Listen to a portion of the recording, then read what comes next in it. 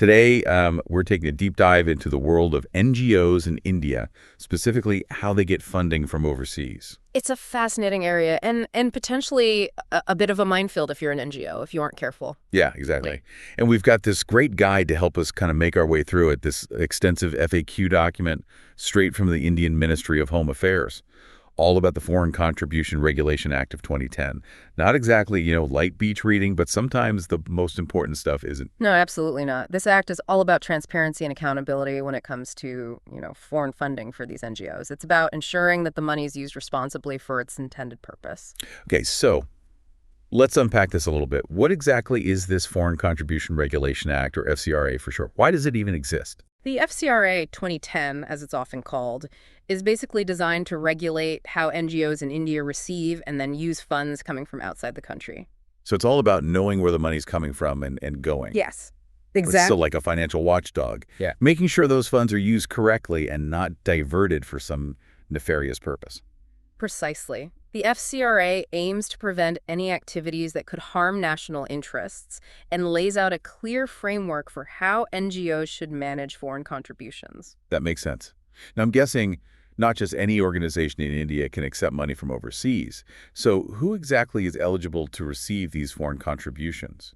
You're right, there are specific rules about who can and can't accept foreign funds, but generally any NGO can receive foreign contributions as long as they've got a clear cultural, economic, educational, religious, or social program in place. Okay, so that makes sense. But I imagine there are also some organizations that are specifically prohibited from receiving these funds, right? I mean, we wouldn't want foreign governments meddling in Indian elections or anything like that. Yeah, you're exactly right.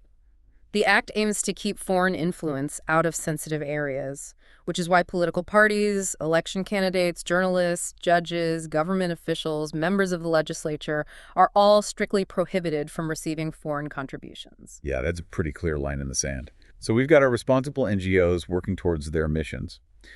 What are the rules about what actually counts as a foreign contribution? Is it just cold, hard cash? It's broader than that. According to the Act, a foreign contribution can be any donation, delivery, or transfer made from a foreign source.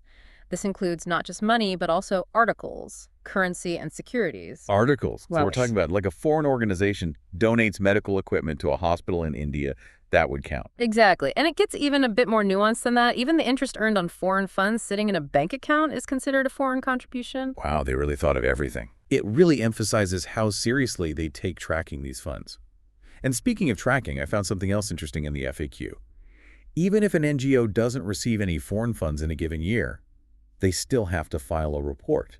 It's all about maintaining that transparency. Absolutely. Filing these annual returns is mandatory for all registered NGOs, regardless of whether they received foreign contributions during that year.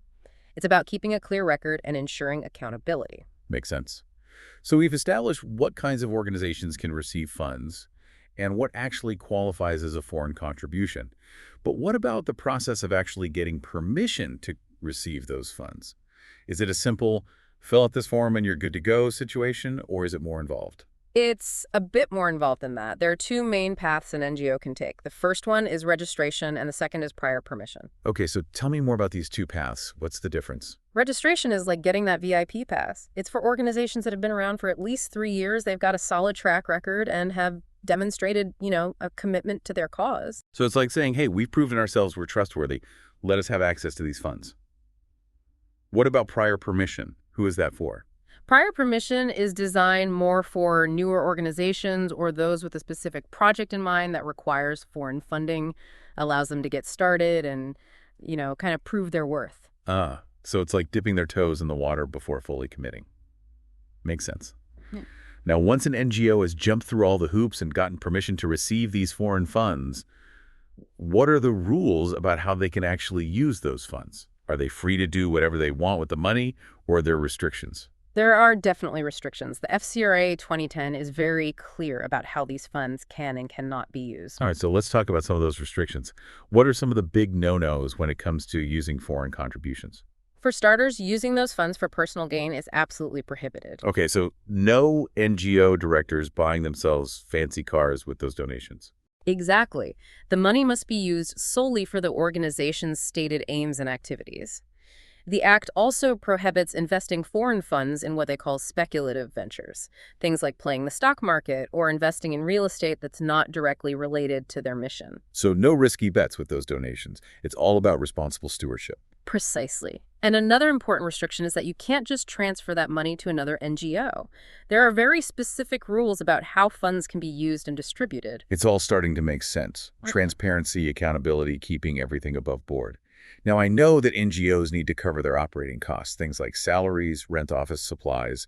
So can a portion of these foreign funds be used for those administrative expenses? Yes, administrative expenses are permitted, but there's a cap on what percentage can be used for those purposes. Things like salaries, office rent, travel expenses for official business are all included. However, expenses directly related to the NGO's core work, for example, the salaries of doctors at a hospital or teachers at a school, those are excluded from this administrative expense cap. Interesting. So it seems like the Act tries to strike a balance, recognizing that NGOs need to function efficiently, but ensuring that the bulk of the funds go toward the actual charitable work. Exactly. And on that note, meticulous record keeping is absolutely essential. NGOs have to maintain separate accounts for foreign funds and file those annual returns we talked about earlier, even if they didn't receive any foreign contributions that year. So even if they're having a slow fundraising year, they still have to report that. Yeah. It all comes back to transparency and demonstrating that they're managing those funds responsibly. Precisely. Now, I'm guessing there are consequences for NGOs that don't play by the rules. What happens if an organization doesn't comply with the FCRA 2010? Is it a slap on the wrist or something more serious? The consequences can be quite serious depending on the nature of the violation. For minor infractions like filing returns late, they might just receive a warning or a monetary penalty. A financial slap on the wrist. But what about more serious offenses? What if an NGO is caught misusing funds or intentionally trying to skirt the rules? In those cases, the penalties can be much heavier, substantial fine, suspension, or cancellation of their registration. And in some cases, individuals within the organization could even face criminal charges. Wow, that definitely raises the stakes. It's clear that the government doesn't mess around when it comes to enforcing the FCRA 2010. Absolutely. It's crucial for NGOs to understand the regulations, prioritize compliance, and operate with complete transparency. Well, we've covered a lot of ground so far, from the purpose of the FCRA to who can receive funds and how those funds can be used. But let's delve a little deeper into some of the specific mechanisms and processes involved. So we've talked about how NGOs get permission to receive foreign funds, either through registration or prior permission. But like most things in life, it's not a one-time deal. So about renewals? Right, that FCRA registration. It's not a lifetime achievement award. It needs to be renewed periodically. Okay, so what's the process like for renewing that registration? Do they have to go through the whole song and dance again? Or is it a bit more streamlined? It's designed to be more straightforward than the initial registration, but there are still requirements that NGOs need to meet. It's basically a checkup to make sure they're still operating in accordance with the FCRA and haven't, gone rogue. So it's like a progress report to demonstrate their continued commitment to transparency and accountability. Yeah. What are some of the key things they need to show to get renewed? The most important thing is that they've been diligently filing their annual returns, even if they haven't received foreign funds in a particular year. Remember, those are mandatory for all registered NGOs. Right. Got to keep that paper trail clean. Yeah. Anything else? They also need to provide updated information about their organization, like any changes to their address details of their FCRA bank account and a list of their key personnel. Makes sense. So when do they need to start thinking about this renewal process? Do they wait till the 11th hour, or is it better to be proactive? Proactive is always the way to go with these things. The Act recommends applying for renewal 6 months before the current registration expires. This gives them plenty of time to gather all the necessary documentation and avoid any last-minute scrambles. Right. Nobody likes a bureaucratic fire drill. Now, let's say an NGO totally spaces out and forgets to apply for renewal on time. What happens then? The consequences can be pretty significant. If an NGO fails to renew their registration, they are no longer allowed to receive or use foreign contributions. Ouch. That could really throw a wrench in their operations, Yeah. especially if they rely heavily on foreign funding. Exactly. It underscores the importance of being organized and staying on top of those deadlines. It's a good reminder that compliance is crucial when it comes to the FCRA. Now, we've talked about the standard registration and renewal processes, but what happens in situations where there are concerns about an NGO's activities? Does the government have the power to step in and take action if there are red flags? Absolutely. The FCRA gives the government the authority to both suspend and cancel an NGO's registration if there are legitimate concerns. Okay, so let's break that down a bit. What are some specific reasons why the government might suspend an NGO's registration? There are a few scenarios where this might happen. For example, if there's an ongoing investigation into their activities, if they've violated the terms of the act, or if there's credible evidence of wrongdoing. Essentially, it's a way to temporarily halt their access to foreign funds while things get sorted out. So it's like hitting the pause button while they investigate. What are the restrictions placed on an NGO during that suspension period? They're essentially in a holding pattern. They can't receive any new foreign contributions, and they need special permission from the government to use any existing funds they haven't already spent. So even money they already have is off limits until the suspension is lifted. That's serious. Now, what about cancellation? Under what circumstances would the government actually revoke an NGO's registration entirely? Cancellation is the most severe action, and it's reserved for the most serious offenses, like proven misuse of funds, engaging in activities that are detrimental to national interests, or repeatedly violating the provisions of the act. It's like getting kicked out of the club for bad behavior. And I'm guessing those revoked NGOs have a tough time getting back in good graces. You're right. It's very difficult for an NGO to have their registration reinstated once it's been canceled. It's a strong deterrent against breaking the rules. Now, let's say an NGO's registration is canceled.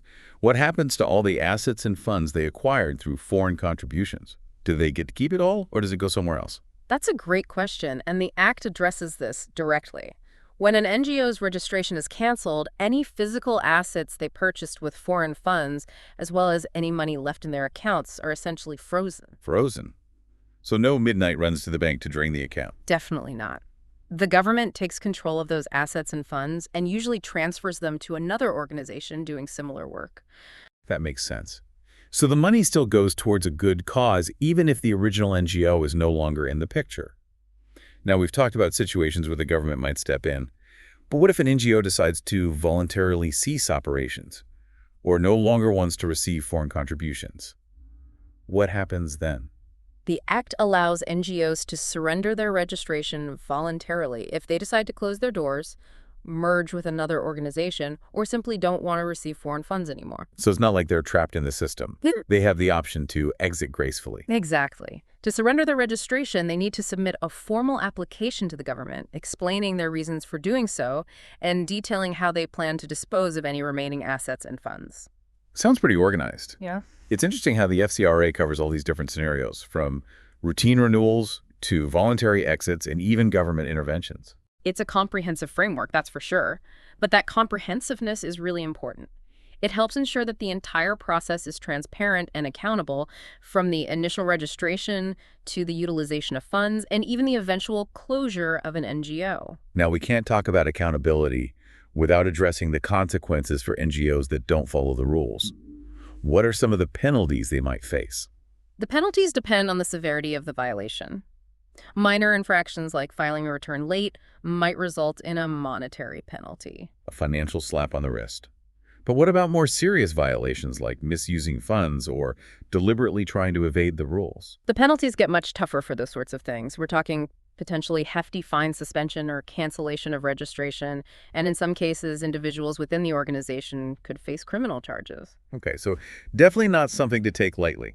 It's clear that the government takes compliance with the FCRA very seriously, and NGOs need to make sure they're following the rules to the letter. Exactly. It's crucial to understand the regulations inside and out, make compliance a top priority, and be completely transparent in all their operations.